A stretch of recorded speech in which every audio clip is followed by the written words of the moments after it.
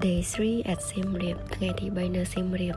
ចំពោះខេត្តសៀមរាបនេះមួយឲ្យទៅមួយថ្ងៃក៏អត់ធន់ដែរនៅកាន់តែយូរថ្ងៃកាន់តែមានអារម្មណ៍ថាស្រស់ស្រាយតោះឥឡូវយើងកាត់មកដល់កន្លែងញ៉ាំបាយថ្ងៃនៅកុំឲ្យរងចាំយូរ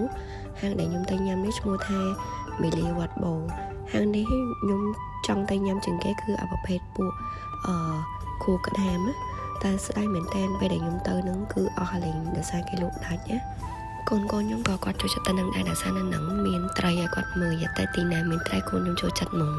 តែដល់គេក៏មាន welcome drink ឲ្យយើងដែរប្រភេទដូចជាទឹក passion អញ្ចឹងហើយមានជាប្រភេទ chai chap ឲ្យយើងញ៉ាំ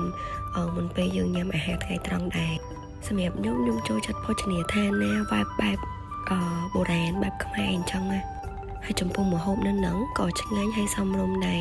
សេវាកម្មនៅនឹងក៏ល្អបុគ្គលិករស់រីរាក់ទាក់គ្រប់គ្នាតែម្ដង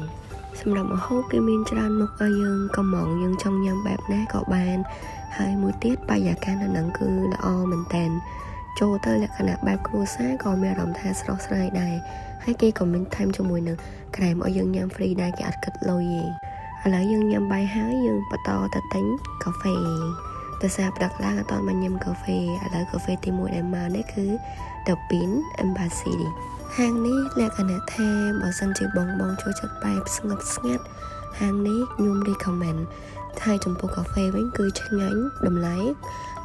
យើងអាចទទួលយកបានស័ក្តិសមជាមួយនឹងគុណភាពកាហ្វេរបស់គេខ្ញុំទៅសារនៅទឹកដីសៀមរាបនេះមែនតើបុគ្គលិកទាំងអស់សូវីគេគ្រប់កន្លែងគឺសូវតែរស់រីរាក់ទាក់ទាំងអស់ហ្មងកន្លែងហ្នឹងក៏មានប្លង់ថតរូបច្រើនដែរបងកាហ្វេគេក៏ឆ្ងាញ់ម៉ាឆាគេក៏ឆ្ងាញ់ហើយគេមានថែមនំឲ្យយើងញ៉ាំទៀតណានេះកន្លែងនេះប្លង់ថតរបស់ប្លង់ទៀតហើយគឺកន្លែងថតរូបស្អាតមែនតើហើយខ្ញុំសង្កេតឃើញថាអ្នកនៅកាហ្វេនេះណាហាងកាហ្វេហ្នឹងគឺចូលចិត្តបែបស្ងប់ស្ងាត់គឺអត់ញ៉ៃអត់លោឡាអញ្ចឹងបងមកចូលចិត្តស្ងប់ស្ងាត់គឺទៅនឹង good មើលតែក្មេងៗទៅដឹងហើយគឺគាត់ enjoy មែនតើអញ្ចឹងបងណាដែលគាត់ចង់ទៅញ៉ាំកាហ្វេនេះនៅភ្នំពេញក៏គាត់មានសាខានៅភ្នំពេញដែរជួបគ្នានៅផាកក្រោយបាយបាយ